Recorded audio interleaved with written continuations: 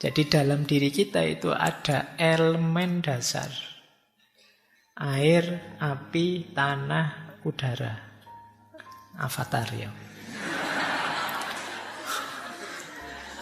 Yo itu mungkin yang bikin. Ini teori ini dulu teman-teman boleh merefer ya. Karena memang ini mempengaruhi Ibnu Sina. Ini dari Hippocrates. Hippocrates itu terus dilanjutkan oleh Jalinus Galen, diambil oleh Ibnu Sina, tentang cairan tubuh yang mempengaruhi mental kita, juga fisik kita.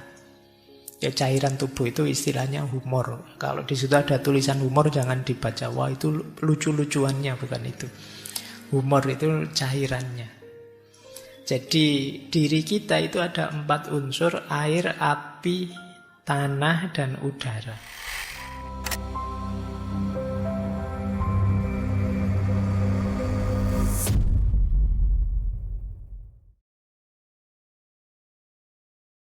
Sekarang ayo kita kenali istilahnya Ibnu Sina, namanya mizaj. Mizaj itu namanya campuran. Jadi dalam diri kita itu ada 4 cairan, 4 unsur-unsur.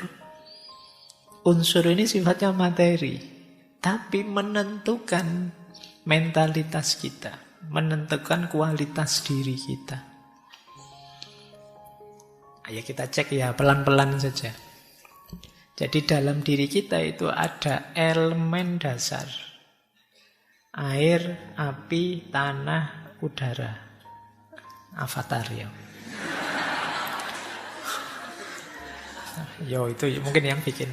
Ini teori ini dulu teman-teman boleh merefer ya. Karena memang ini mempengaruhi Ibnu Sina. Ini dari Hippocrates. Hippocrates itu terus dilanjutkan oleh Jalinus Galen, diambil oleh Ibnu Sina, tentang cairan tubuh yang mempengaruhi mental kita, juga fisik kita. Ya, cairan tubuh itu istilahnya humor. Kalau di situ ada tulisan humor jangan dibaca. Wah, itu lucu-lucuannya, bukan itu. Humor itu cairannya. Jadi diri kita itu ada 4 unsur: air, api, tanah, dan udara. Air sifatnya basah. Dalam diri kita diwakili oleh cairan namanya sauda. Sauda itu empedu hitam. Api sifatnya panas. Dalam diri kita itu diwakili oleh cairan dam, darah. Kemudian ada unsur tanah. Sifatnya kering, diwakili oleh empedu kuning namanya safro. Dan udara sifatnya dingin, diwakili oleh lendir atau dahak namanya balghaum. Ini cairan, kita semua punya 4 ini. Biasanya setiap orang ada yang dominan cairan-cairan itu. Jadi kalau kita ingin mental kita seimbang, sebenarnya yang 4 ini kita buat seimbang, tapi pasti ada salah satu yang dominan.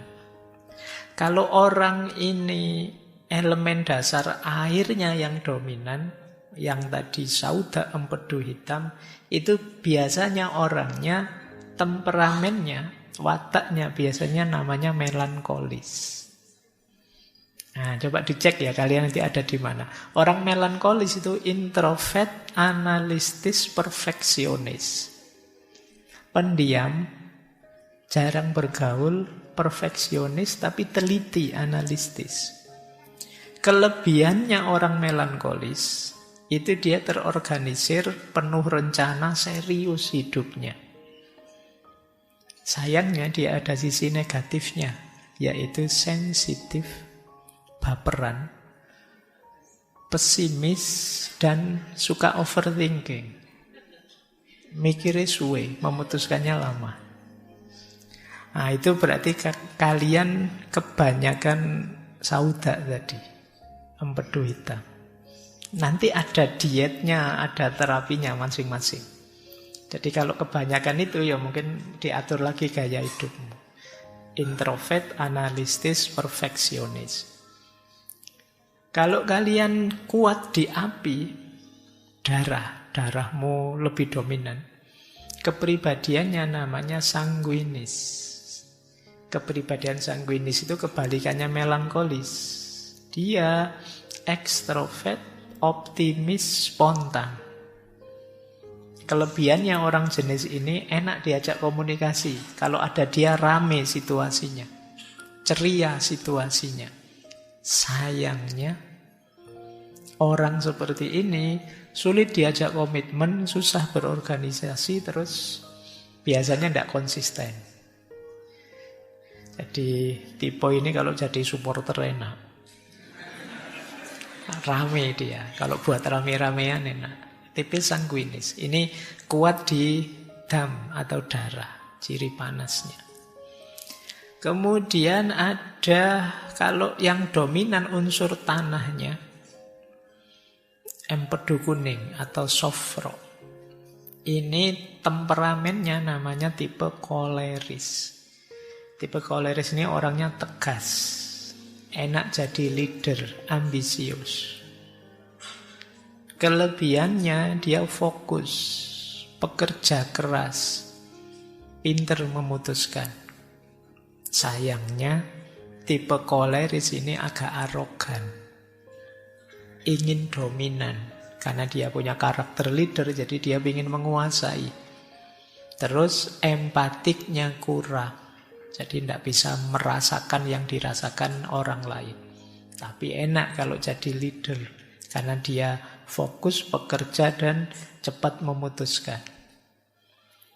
Kalau ada di sini yang merasa tipe koleris, ya besok nyalon bupati ya buat DPR gitu.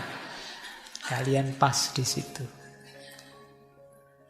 Nah, kalau yang keempat elemen dingin, elemen udara, dahak, lendir, banyak. Ini kalau kalian dominan di aspek cairan ini, tipe temperamennya adalah flegmatis. Orangnya santai, ndak baperan, pendamai. Pendamai itu ya sudahlah, ndak usah kaku-kaku, ndak usah serius-serius. Kelebihannya tipe flegmatis ini tenang, adaptif, mudah menyesuaikan situasi, dan dia pendengar yang baik. Kalau kalian punya teman tipe flegmatis ini enak, hidupmu nyaman. Sayangnya orang tipe ini itu kurang ambisius, cenderung malas.